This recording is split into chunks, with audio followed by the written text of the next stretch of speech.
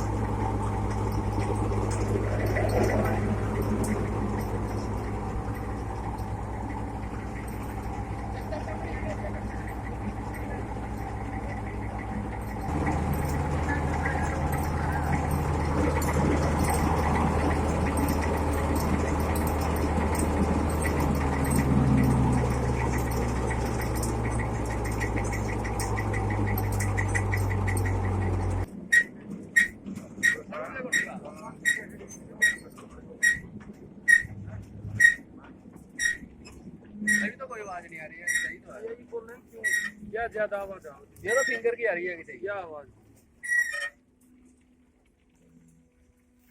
Machine तो मैं तो इधर गया हूं रिपर पे, मशीन तो तेरे को इसके बुलेट घसता होगा। अभी। हाँ तू खड़ा है। हमरे गिरजी पे सारी हाँ छेती जा, मशीन तेरे को उठड़े तो खड़ी जा। आगे का तेरा कौन है बल्लू का? हेलो 13 मन का बल्लू का। हाँ 30 नंबर मेरा। चले मेरा मेरे क्या क्या है? ये आखिरी फाट मारनी आधा किला में फिर 13 वाला में चालू ये आखिरी टेंपरेचर अरे का पछ में होगा। यो तो हो जानी है सेट, जो ही हमारी लग रही है हो रही कोई। ये नानो ग्रीस लाए करो, जो चू चू कर रही है इन्हें की भी रुक जी रही है चलाना चाहिए और सुक्कियां चल रही हैं, अच्छा कट रही है इसने देख कड़ा बढ़ दिया जो कड़ा काट रही है। इनो ढीला रखी करो मोरा यार, पैंट चोरी चक दी सारी ठीक और ध्यान ढीला करो। बदरो तो आग भाई वो घसाई हो रही है एक